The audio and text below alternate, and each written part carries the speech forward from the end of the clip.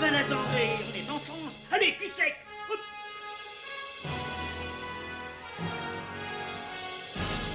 Personne ne peut le croire et pourtant c'est vrai, ils existent, ils sont là, Tarnatata.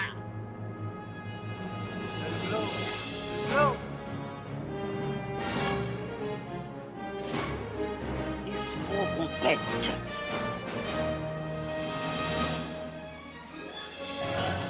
Voyons, circuit branché, correcteur temporel temporisé.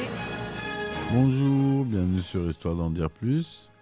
Aujourd'hui on continue avec Big Bang Theory, avec la partie numéro 2. On va parler un peu des personnages. Allez, c'est parti mon kiki. Alors, The Big Bang Theory, comme je vous en ai parlé, c'est une série de geeks, série qui nous concerne, enfin moi en tout cas. Ça parle de jeux vidéo, de bandes dessinées, de références à Star Wars, à Star Trek. Et en ce moment, je suis en train de me refaire la première série Star Trek, les 3 premières saisons. Et les décors en carton-pâte et les faux monstres, c'est génial. Les monstres en mousse, j'adore. Les nanars, c'est mon truc. Bref, on en était au personnage de Sheldon. Où on disait que Sheldon détestait Barry Kripke. Alors, dans le dernier épisode de la saison 3, il rencontre Farrah Fowler, une neurobiologiste. Bien que leur relation soit d'abord platonique, elle se transforme en véritable relation amoureuse au fur et à mesure des saisons, allant même jusqu'au mariage qui a lieu dans l'épisode final de la saison 11. Il aurait aimé avoir la mère de Léonard, qu'il trouve brillante et complètement détachée émotionnellement. Chaque fois qu'il fait une blague, il la termine par Bazinga en version originale, et en version française, bien qu'il n'y ait pas de traduction littérale exacte, le mot est généralement traduit par « je t'ai bien eu ». C'est pour ça que je la regarde, moi. Je l'ai regardée en VO sous-titré, cette série. Elle n'a aucun charme en français, je trouve. Malheureusement, les doubleurs, l'humour est tellement... il y a tellement de références qu'il faut la regarder en VO, sinon ça vaut rien. Il a une culture immense et dit lui-même avoir un point de vue sur tout. Il est originaire du Texas, où sa famille vit encore. Aucun membre de sa famille proche ne semble avoir son niveau intellectuel. Ils sont plutôt décrits par Sheldon comme des gens rustres. Cependant, il respecte profondément sa mère, Mary, qui semble être la seule à comprendre comment s'y prendre avec lui. Il a perdu son père à l'âge de 14 ans. Il a également une sœur jumelle, Missy Cooper, et un frère aîné, George Jr. Cooper. Bien que piètre sportif, il excelle au bowling et au tir à l'arc, et à tous les sports qu'il peut pratiquer sur sa console. Il connaît tout du football américain, car il s'agit selon lui du seul sport pratiqué au Texas avec le rodéo, et que son père l'obligeait à regarder les matchs du dimanche soir avant de faire ses devoirs. Quand il frappe à une porte d'entrée, il est obligé de le faire trois fois en répétant le nom d'une personne ou des personnes présentes à l'intérieur. Il avouera la raison étrange de cette manie à Penny dans l'épisode 5 de la saison 10. Le personnage qu'il préfère est Flash. Il est possible de le voir dans ses nombreux t-shirts à son effigie. Il en possède d'ailleurs un costume. Lors d'un épisode, il affirme que seul un besoin d'argent le pousse à garder Léonard comme colocataire. Mais dans un autre, il est révélé qu'il possède une grande quantité de chèques de paye non encaissés qui restent dans un tiroir. Voilà pour Sheldon Cooper. On passe à Monsieur Leonard Hofstadter, meilleur ami de Sheldon. Leonard a un caractère plus équilibré et sociable que celui de ses amis. Il se dit intolérant au lactose, car quand il en consomme, il a des flatulences. Il est doté d'un QI de 173 sur l'échelle de Cattell, ce qui correspond à un QI de 145-146 sur l'échelle de Wechsler, utilisé en France. Il est le premier à établir le contact avec Penny et l'inclut petit à petit dans son cercle d'amis, jusqu'alors plutôt isolé et allergique à la nouveauté. Dès le premier épisode, il exprime son espoir de parvenir à sortir avec Penny. Nos enfants seront beaux et intelligents. Espoir immédiatement refroidi par Sheldon qui ajoute ainsi qu'imaginaire. Il fait également du violoncelle depuis son enfance. Mes parents ont dû penser que de m'appeler Léonard et m'avoir fait sauter des classes ne m'avait pas assez rapporté de raclée. Son père est anthropologue, sa mère est docteur en neurosciences et considère Léonard comme étant le moins intelligent de la famille, bien qu'il ait un doctorat de physique expérimentale.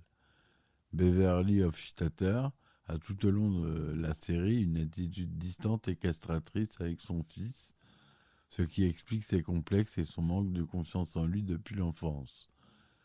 Il aurait aimé avoir la mère de Sheldon, qu'il trouve affectueuse et attentionnée. Le personnage qu'il préfère est Frodon du Seigneur des Anneaux. Il adore la série Babylon 5, que j'adore aussi, que Sheldon déteste. C'est par sa faute que l'ascenseur ne marche plus, la conséquence d'une expérience ratée. Penny, notre chère Penny, le seul personnage dont le patronyme n'est jamais mentionné, est la voisine de Léonard et Sheldon, originaire d'Omaha. Elle a longtemps travaillé comme serveuse dans la chaîne de restauration The Cheesecake Factory et désire devenir actrice. Elle a déménagé après sa séparation avec son ex-petite amie de 4 ans, Kurt. Bien qu'elle sache que Léonard et Sheldon sont des geeks, elle va les aider à mieux comprendre le comportement social des autres gens qui échappent à Sheldon. Elle devient de plus en plus proche de ses voisins au fur et à mesure des épisodes, particulièrement de Léonard, avec qui elle développe une relation amoureuse chaotique avant de finalement l'épouser à la fin de la 8e saison. Si au début de la série elle apparaît comme le modèle type de la blonde écervelée, son personnage prend vite de l'importance, spontanée, sans complexe et dénuée de tout diplôme et connaissances supérieures. Elle incarne exactement l'opposé de ce qu'est le groupe de geeks. Lors de la 7e saison, elle quitte son travail de serveuse. Au début de la 8e saison, elle devient représentante pharmaceutique après avoir renoncé à son rêve de devenir actrice et sera ainsi indépendante financièrement. Ça, c'est Penny. Notre cher ami Howard Wolowitz. Wolowitz est un ingénieur du département de physique appliquée de Caltech. Juif et vivant encore chez sa mère à Altadena jusqu'à la 6e saison, il est obsédé par les femmes et le sexe. Abandonné par son père et étouffé par une mère possessive, à presque 30 ans, il n'a toujours pas réglé son complexe d'Oedipe. Très optimiste, il pense être un excellent séducteur et est toujours à la recherche de nouvelles techniques de drague, souvent discutables. Il connaît, ou du moins prétend connaître, 8 langues: l'anglais, le français, le mandarin, le russe, l'arabe, le persan, le klingon et la langue des signes. Il va régulièrement chez Léonard et Sheldon, le plus souvent accompagné de Rajesh ou Raj. En VO, il l'appelle Raj. Il est également allergique aux cacahuètes, lequel ont effet de le faire enfler. Contrairement à ses amis, il ne possède pas de doctorat, mais un master d'ingénierie au MIT. Il se fait d'ailleurs régulièrement dénigrer à ce propos par Sheldon, le docteur Gabelhauser et sa mère. Ce dernier répondant à sa tentative pour se défendre: I've got a master's degree, who doesn't? J'ai tout de même un master, qui n'en a pas? Il est pourtant le seul à pouvoir coordonner leur activité ou pouvoir trouver même des solutions pratiques, diagrammes, conception de robots. Il travaille la plupart du temps pour la NASA et tente d'ailleurs de s'en servir pour draguer. Son style vestimentaire, plus qu'excentrique, est néanmoins toujours riche en surprises, en témoignant les nombreuses boucles de ceinture toujours farfelues les unes que les autres: Batman, Pac-Man, Manette NES, etc.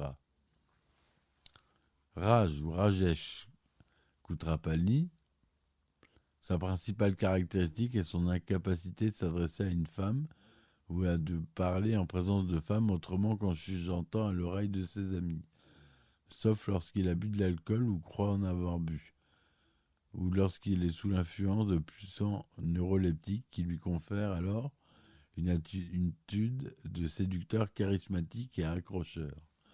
Raj est d'origine indienne et issu d'une classe sociale très élevée. Il évoque à plusieurs reprises le fait que sa femme, Mie, possède de nombreux serviteurs. Son père est gynécologue, ce qui lui assure un train de vie plutôt confortable, alors que Raj essaye souvent de se faire passer pour un enfant sorti de la misère. Ses parents sont d'ailleurs assez intrusifs dans sa vie, en voulant le forcer à rencontrer les filles de leur relation, et il ne semble ne pas apprécier son pays d'origine. Il fera tout pour ne pas s'y retourner et en supporte mal la cuisine. Il est la plupart du temps avec Howard et a une relation parfois ambiguë avec lui, à la limite de la relation de couple, ce que la mère de Leonard n'hésitera pas à souligner. Il serait, selon l'épisode 3 de la 3e saison, synesthète, associant son odorat à sa vue. À partir du dernier épisode de la 6e saison, il arrive à communiquer avec les femmes, sans boire d'alcool, notamment avec Penny, sans s'en rendre compte.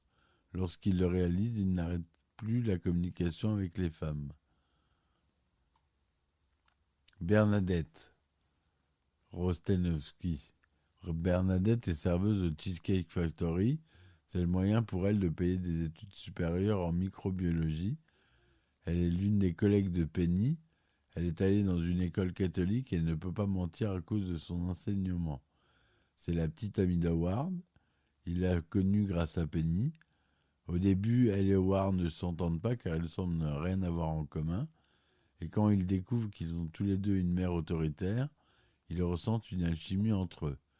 Par la suite, Howard réalise que Bernadette présente une réelle opportunité de développer une relation durable et de manière impulsive, il propose à Bernadette de l'épouser et bien que Bernadette rejette son offre, il reste en couple pendant un certain temps.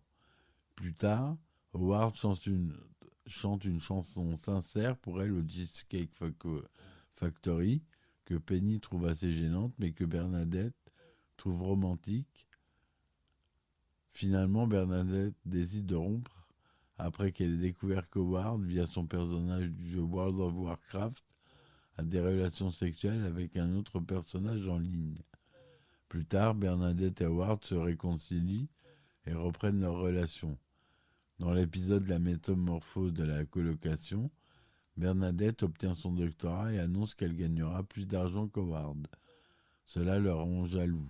Finalement, Howard et Bernadette se marient et au dernier épisode de la 5e saison.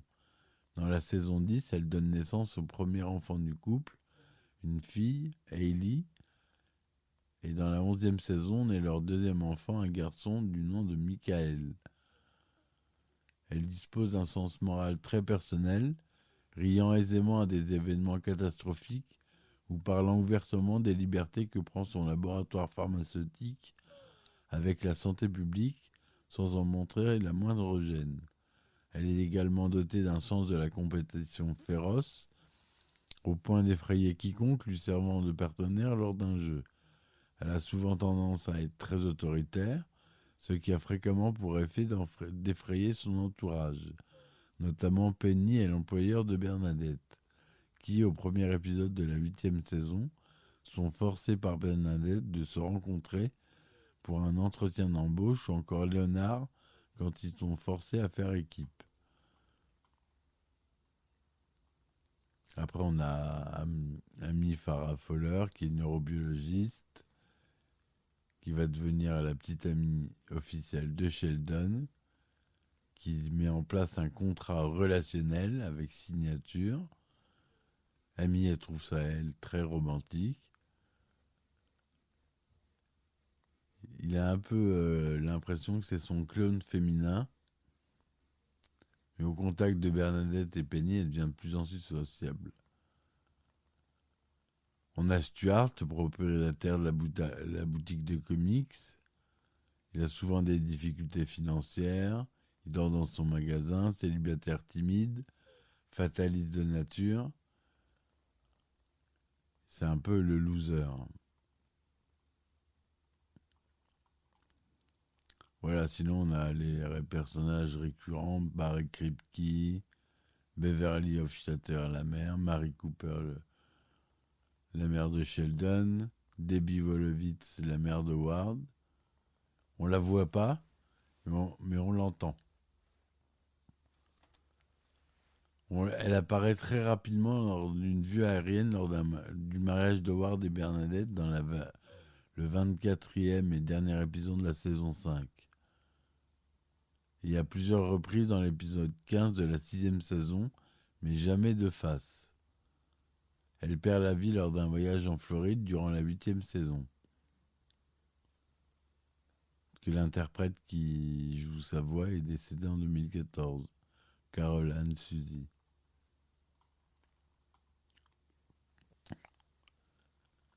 Il y a toujours les mêmes lieux, l'appartement de Leonard et Sheldon, le toit de l'immeuble, l'appartement de Penny, The Cheesecake Factory, le hall de l'immeuble, l'escalier de l'immeuble, la laverie de l'immeuble, l'université, la cafétéria, la maison des Wolowitz, la boutique de comics, l'appartement de Raj, qui apparaît peu, l'appartement d'Amy, celui de Bernadette, celui du père de Bernadette, le bureau de Bernadette, le labo d'Amy, la cabane de paintball. Voilà, quelques lieux. La plupart des personnages étant des scientifiques, ceux-ci font régulièrement référence à des principes et des théories physiques. Dans l'épisode 1 de la première saison, Sheldon, si un photon est envoyé à travers un écran percé de 2 fentes et si on l'observe à travers une fente, il ne passera pas. Sinon, il passera. Mais si on l'observe après qu'il ait quitté l'écran, mais avant qu'il n'atteigne sa cible, il ne passera pas à travers les deux. Il fait référence à la dualité onde-particule de Louis de Broglie et aux fentes de Young. Il dit ensuite que c'est une bonne idée de t-shirt. L'effet Doppler, la téléportation quantique, le fameux chat de Schrödinger, c'est l'expérience du chat de Schrödinger, la théorie des cordes aussi qui est bien célèbre. C'est le sujet principal de Sheldon. L'équation de Drake, le boson de Higgs. Ils font beaucoup de références à des séries télévisées de science-fiction ou à des films. Star Trek, Star Wars, Stargate, Battlestar Galactica, Babylon 5, Doctor Who, Firefly, Le Seigneur des Anneaux, Twilight, Game of Thrones, The Walking Dead, Terminator, Buffy contre le vampire, Harry Potter, etc. Enfin, tout ce qu'on aime, tout ce que j'aborde dans mes podcasts. Certaines références sont aussi faites uniquement par le nom des acteurs, par exemple Leonard Nimoy, des personnages de ces séries comme Spock, ou par des citations. Quelques acteurs de ces séries ont d'ailleurs participé à des épisodes interprétant leur propre rôle ou non. Je vous ai déjà énuméré la liste dans le premier podcast, la première partie du podcast, de tous les invités. Il y a eu une très bonne audience qui rassemble 9,52 millions de spectateurs pour le premier épisode. C'est un bon lancement pour une nouveauté comique. Après, ça s'érode un peu. Donc la première saison, elle est un peu en demi-teinte. Donc ils la reconduisent quand même pour une deuxième saison.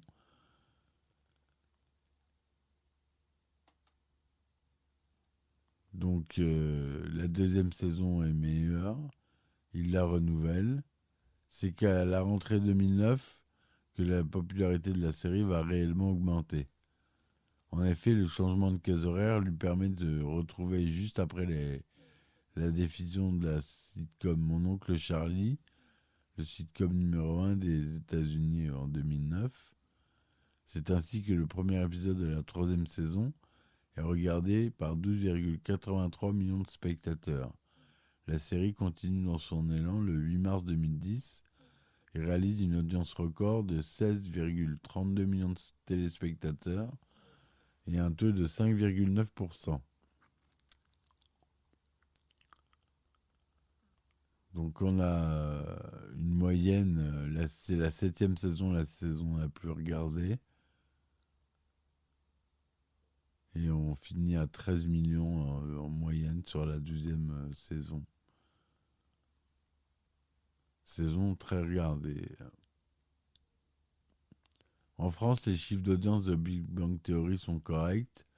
Avec les multiples diffusions du samedi, il n'est pas rare que la série réalise la meilleure audience de la journée sur NRJ12, chaîne de la TNT. Comme quoi. Donc la série a reçu de nombreuses distinctions, comme je vous ai dit, les Emmy Awards pour Jim Parsons, il en a eu en 2010, en 2011.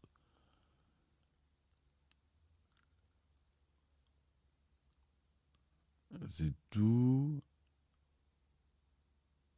En 2014. En 2013. Alors, que des meilleures récompenses du Festival de Monte-Carlo, les Primetime Emmy Awards, les People Choice Awards, les Teen Choice Awards. La Fnac détient l'exclusivité et le seul magasin habilité à proposer les coffrets en France. À compter du 31 juillet 2011, cette exclusivité est terminée pour les 4 premières saisons, permettant ainsi de trouver ces saisons et les suivantes dans d'autres enseignes. La saison 1, 17 épisodes en 3 DVD, et le reste, c'est 24 épisodes en 3 DVD.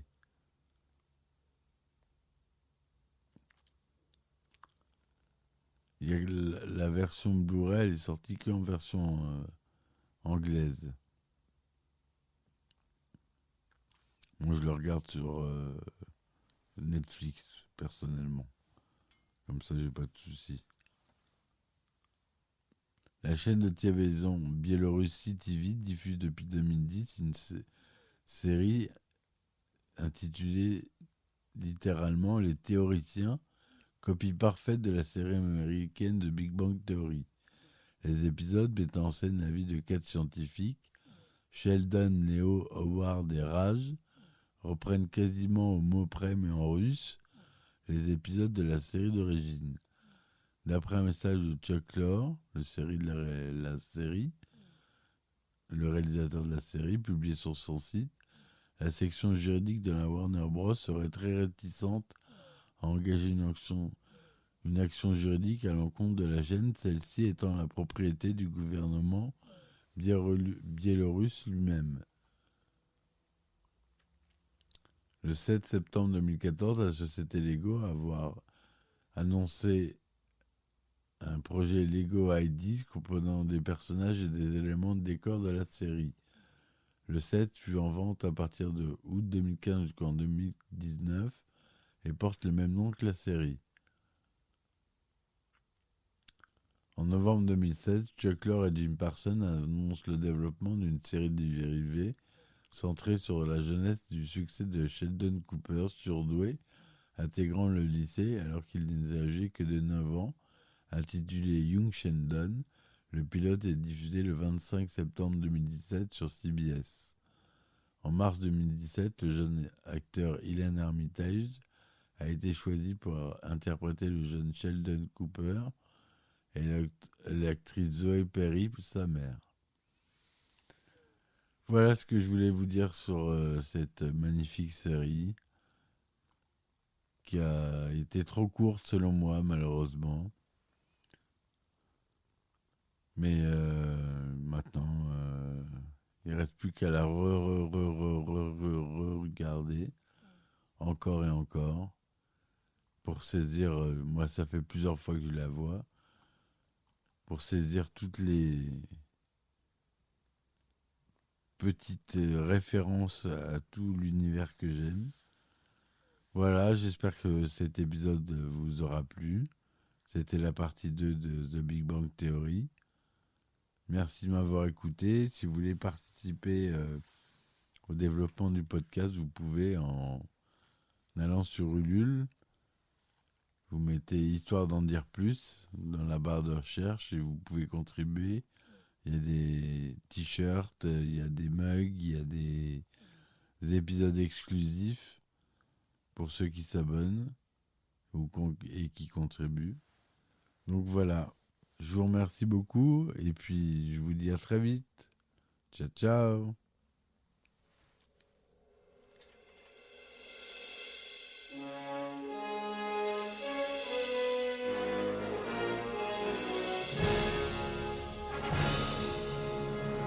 Eh ben attendez, on est en France. Allez, cul sec. Hop.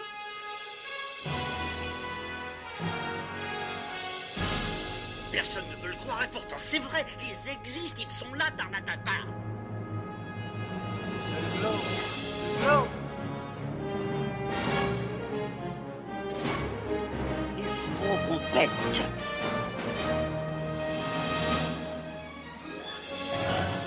Voyons, circuit branché, convecteur temporel temporisé,